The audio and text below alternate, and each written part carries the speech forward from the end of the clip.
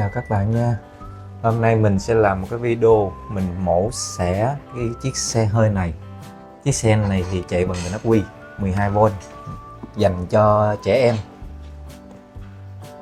Đây là cái cửa có cái phuộc luôn nè. Đấy, các bạn thấy không? Phuộc mở ra mở lên mở xuống luôn. Nhìn xịn sò chưa? Cái bảng điều khiển nè, có Bluetooth luôn. Đây mấy cái công tắc đèn nè, công tắc chạy tới chạy lùi nè. Rồi bây giờ mình sẽ bắt đầu tháo cái vô lăng trước.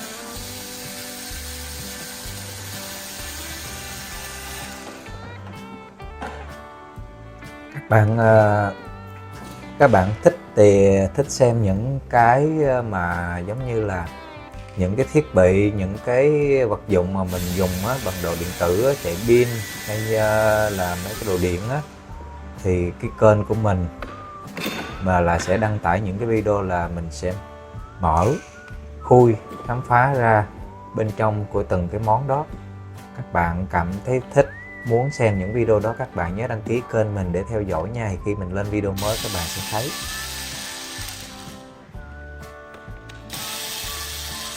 Cái vô lăng này ốc rất là nhiều. Giờ mình phải mở hết các con ốc này ra để mình lấy cái linh kiện ở bên trong cái vô lăng đó. Tại trên vô lăng này có cái chỗ để nhấn kèn nè. Chiếc xe này thì mình được một người quen, họ không muốn dùng nữa, họ cho mình. Nhưng mà tình trạng hiện tại là nó không có chạy được. Thì mình chưa biết làm sao. Một là hết bình ắc quy, hai là hệ thống điện bao mạch ở trong nó có vấn đề. Thì bây giờ mình sẽ tháo ra để mình xem bên trong nó như thế nào. Các bạn theo dõi với mình nha.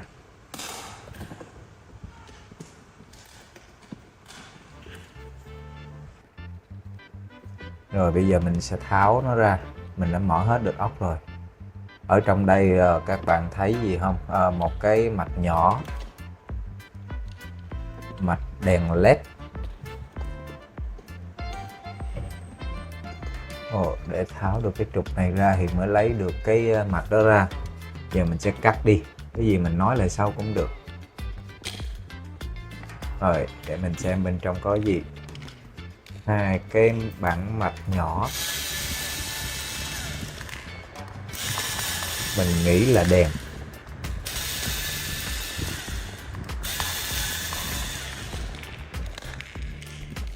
Rồi để xem. Không phải đèn rồi, hình như là cái mạch công tắc. Đúng rồi, mạch công tắc, không phải mạch đèn. Cái mạch này có thể tận dụng cho nhiều kế hoạch làm DIY lắm đó nha. Rồi tiếp theo mình sẽ mở cái nắp cabo ra. Các bạn thấy xe này ốc nhiều không? Ốc với ốc không, hầu như là không có dùng ngàn hay sao á. Để chút nữa mình sẽ mở cái phần bụng ở dưới lên mình xem coi như thế nào. Chiếc xe này mình được cho đâu cũng được mấy tháng rồi đó, mà bây giờ mới có thời gian để lấy ra làm đó.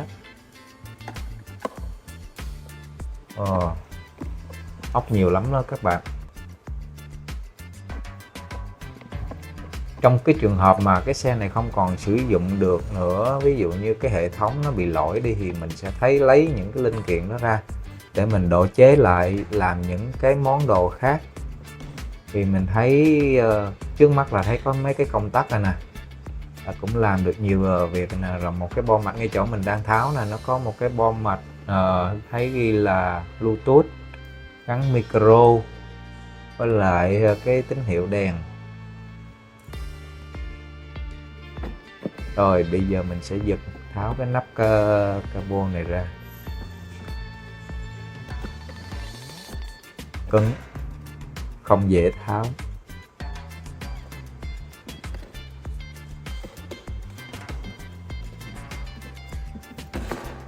Để xem coi.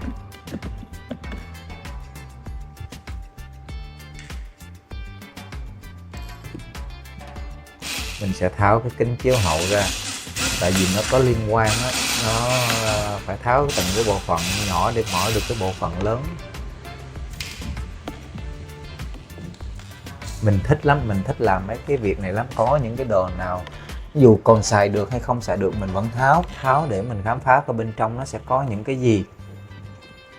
Nên các bạn mà cũng có cái sở thích như mình nhớ đăng ký theo dõi kênh mình để xem những video mới mình ra nha. Có món nào là mình cũng tháo, từ cái quạt, cái đèn, máy xay sinh tố, nói chung là cứ cái gì mà tháo được là mình sẽ tháo.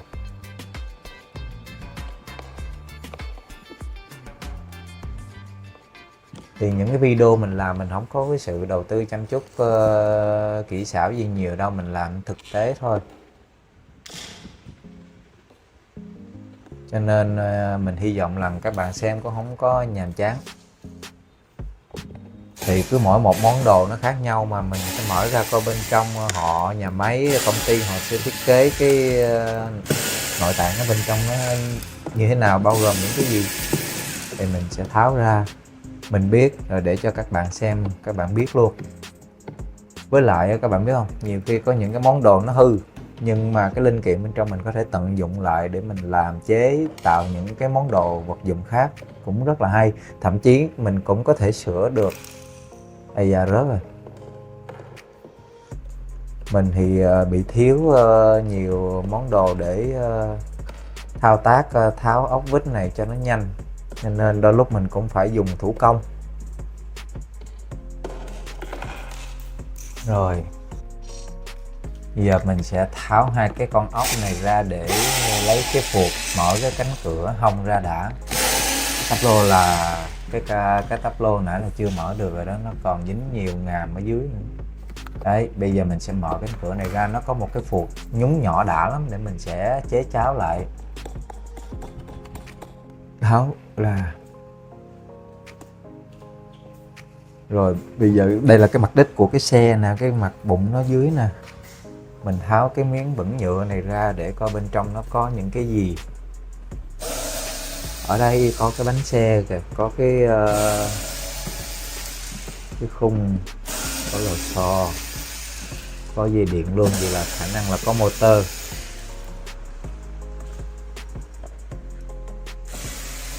Mấy cái xe này mà mình lấy được cái motor ra là mình sẽ làm được nhiều món lắm đó các bạn, nhiều món rất là hay.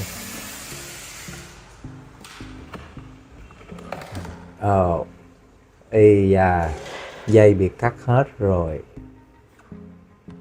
Rồi giờ mình sẽ tháo cái phần dưới đít. Trước mắt là mình đã thấy dây cộ đồ, dây điện đồ bị cắt hết rồi, không biết lý do vì sao nữa. Có khả năng là bé chơi nhiều quá hay như thế nào đó rồi gia đình không thích, hay là sao đó rồi cắt đứt hết dây. Tại sao nhỉ? Tại sao lại cắt đứt hết dây ta?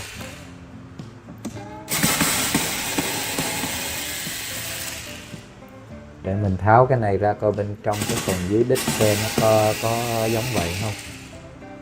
Mình thấy chưa thấy có hai sợi dây điện cũng lòi ra cũng bị cắt đứt rồi nè, nên khả năng cao là chỗ này chắc cũng bị cắt đứt rồi.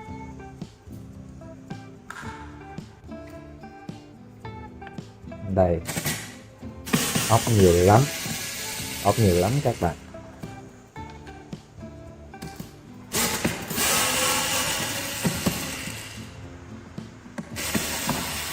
Cái tuốt này vít, cái súng bắn vít này mình mua của Ryobi, mình thì đam mê cái thương hiệu Ryobi lắm, nên mình cũng có nhiều cái món sử dụng của hãng Ryobi này. Con này thì chỉ có 4V thôi, nhưng mà mở ốc dàn ốc cũng khỏe lắm.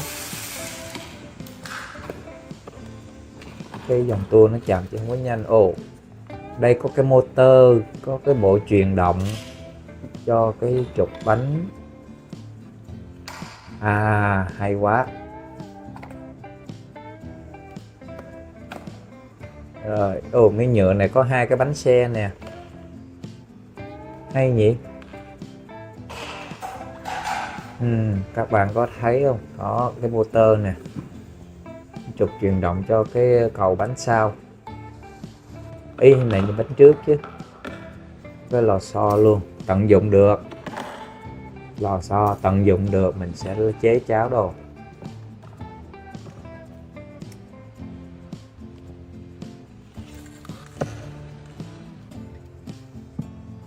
Giờ mình sẽ mở cái thanh này nó ra coi ở trong nó là cái gì. Hình như mình thấy cái sợi dây điện nè. Ý rớt rồi. Ồ. Tiếp theo mình sẽ tháo hai cái thanh sắt này. Thiết kế này nó có bị thừa không ta? Sao mình không thấy nó có liên quan gì hết? Hay là nó giữ cái bộ khung nhựa cho chắc, giữ cho chắc sa sắt nó lại mỏng thế nhỉ? Đây là cầu bánh sau. Để tháo được cái bánh mình phải tháo cái phần khung sắt này ra đã.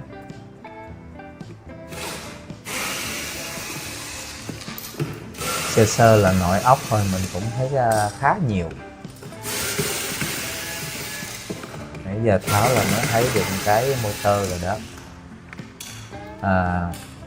3 cái motor, thêm cái chân này nữa là 4 cái motor.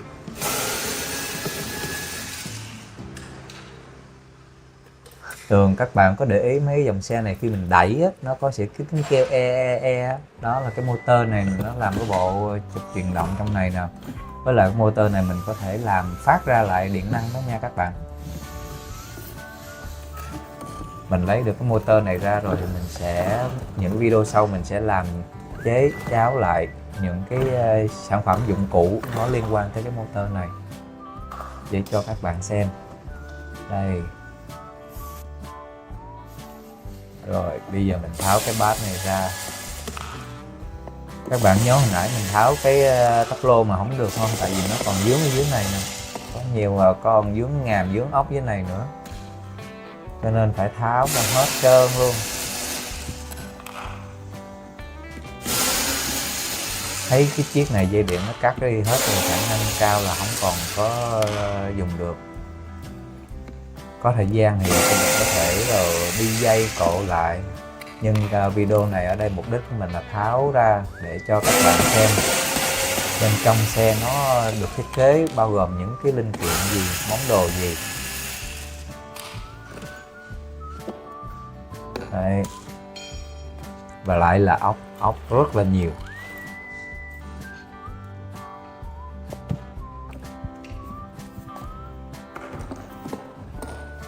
Rồi đây bây giờ mình lấy được cánh cửa ra nè.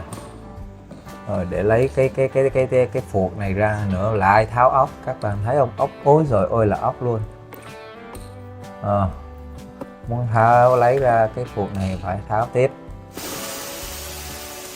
Ốc với ốc nhiều, thiệt là nhiều. Nhưng mà ốc thì còn đỡ hơn sàn ngàm nhiều khi còn khó tháo các bạn. Tháo không khéo là dễ bị gãy chốt, gãy ngàm lắm. Thôi thì cái ốc thì mình cứ mở ốc thôi, dù gì ốc mình vẫn có thể tận dụng lại được mà. Đỡ khỏi phải đi mua nha. Ốc qua trời ốc luôn. Tổng thể của chiếc xe này tương đối cũng khá nặng đó. Bữa mình xách lên mình ước chừng nó cũng phải là tầm 10 kg đó.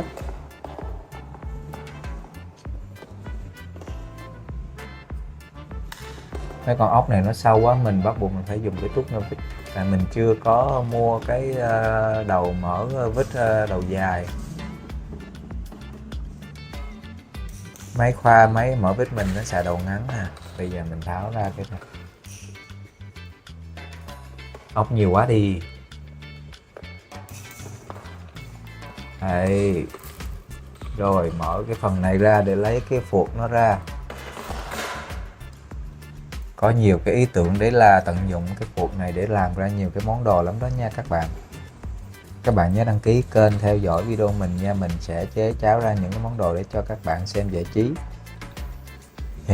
Sử dụng còn rất tốt. Ốc nữa. Mở tiếp.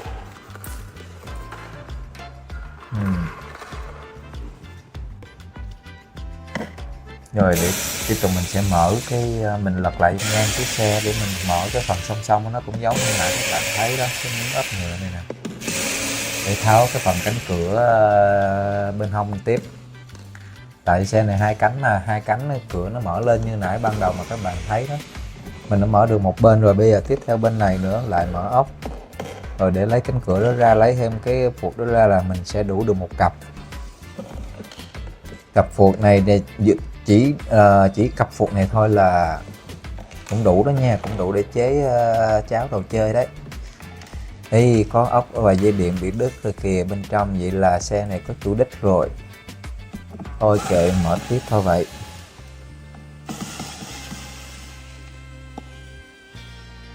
Mở ra để lấy được cái phuộc ra, rồi coi còn cái linh kiện phụ kiện nào dùng được nữa không.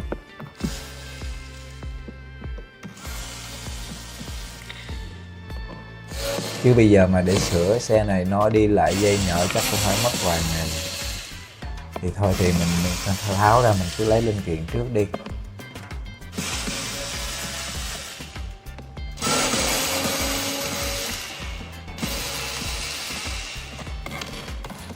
Thì vít này bắn khỏe lắm các bạn. Chỉ có cái là mình chưa có đầu tư mua vô thêm cái đầu vít dài thôi, mình đang xài cái đầu vít ngắn đi theo bộ của máy á. Máy này bao gồm nguyên một hộp mũi khoan, mũi vít của nó luôn, nhiều lắm. Nguyên bộ nó phải cầu 40-50 cái loại đầu, các loại đầu mũi vít luôn. Đây, giờ tháo cái này ra để mới lấy được cái cánh cửa đó ra. Rồi thêm một em phuộc đã được lấy ra, lại tháo ốc tiếp. Rồi để sang một bên đi, bây giờ mình sẽ tháo cái này, hình như cái này là cái motor 12V. Cái chỗ này trục quay bánh xe nè, nó để 12V vậy là motor rồi.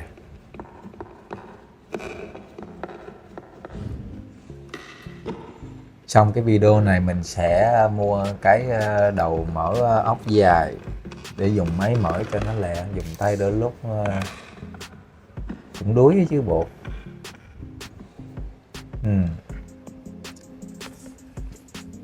Mở tiếp, lấy con ốc này ra để tháo nguyên cái bầu vỏ nó ra, mới lấy được tiếp cái đầu bên trong. Có cái hệ thống dây đèn led đó các bạn, chắc chắn là cái chỗ đó là đèn led luôn á.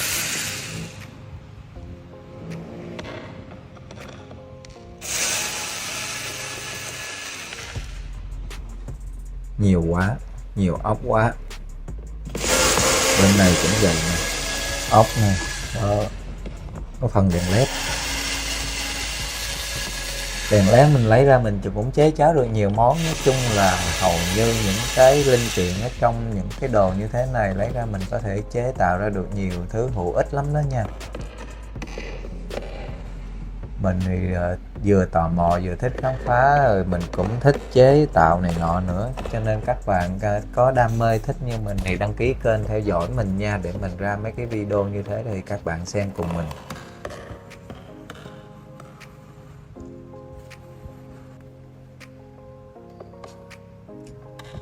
Sẵn đây mình cũng khoe luôn cái cây vít mà mình đang cầm á, mình mới mua lại ở trong cửa hàng luôn nha. Mua tuy nó không có cũ, dạng như nó tồn kho, nhưng mà xài tốt, có 10.000 cây à. Vô cửa tiệm mình tiệm đồ cái vô tình thấy họ đang sale mạnh cái này là có 10.000 cây, mình dứt luôn. Mà công nhận cái thép nó cứng chắc lắm, cái đầu 500 nó hút cũng mạnh nữa. Trên cái thân cây vít hình như nó ghi là Made in USA. Mình mua 2 cây, một cây size to, cây size nhỏ. Đưa vô là dặn, đưa vô là dặn, các bạn thấy không? Như cậu với mợ luôn.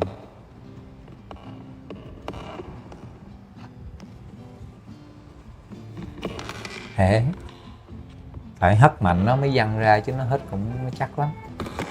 Ây da, này là trượt tay nha.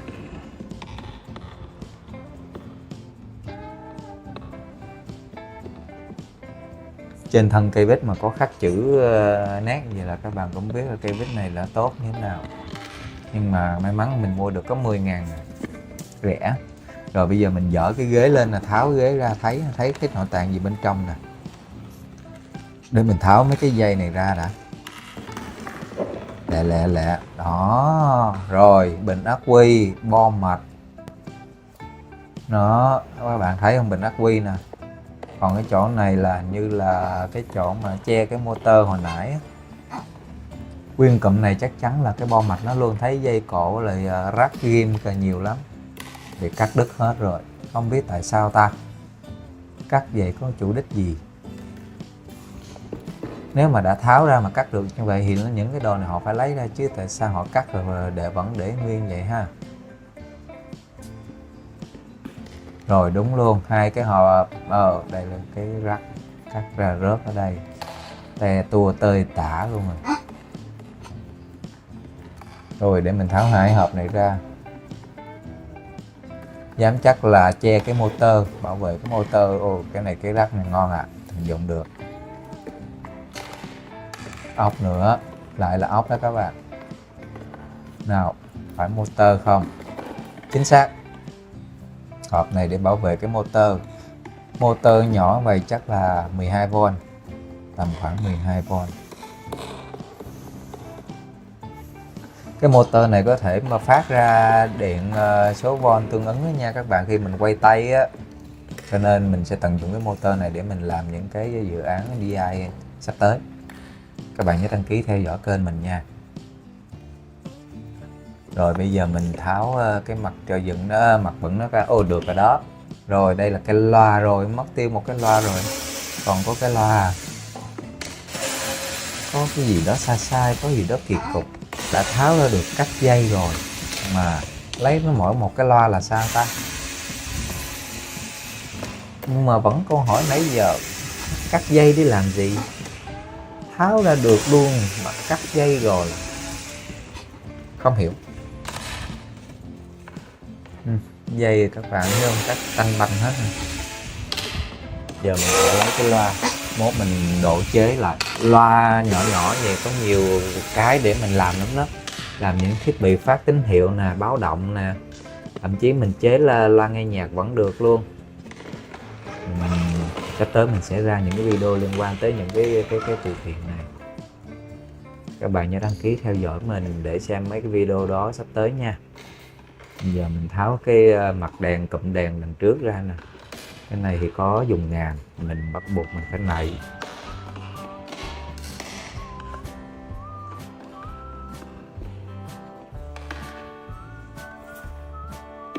Lại ốc, tháo ốc tiếp. Tạm thời để đó rồi để mình gom lại chỗ cho. Rồi tháo được cái mỏ nó ra rồi. Cái mỏ thì dùng ngàm nhiều hơn. Rồi sao để lấy được cái đèn ra đây?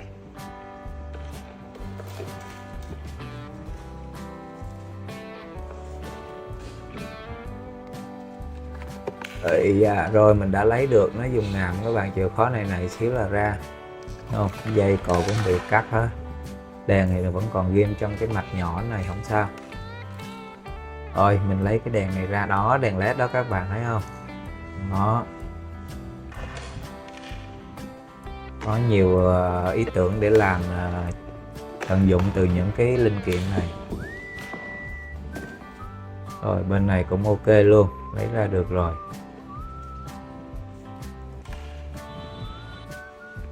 Bây giờ cái trên mặt tắp lô nó nè, lại mình sẽ tháo nó ra. Đấy, mình tháo rồi, ôi dây cắt hết rồi các bạn ơi, phanh chành hết rồi. Còn cái motor nhỏ, cái mạch này.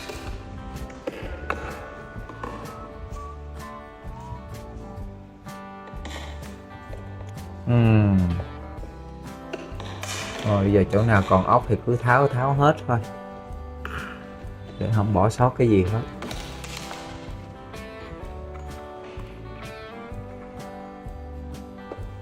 Xác định là chỉ để lấy linh kiện thôi, tại vì dây cộ cắt hết trơn rồi.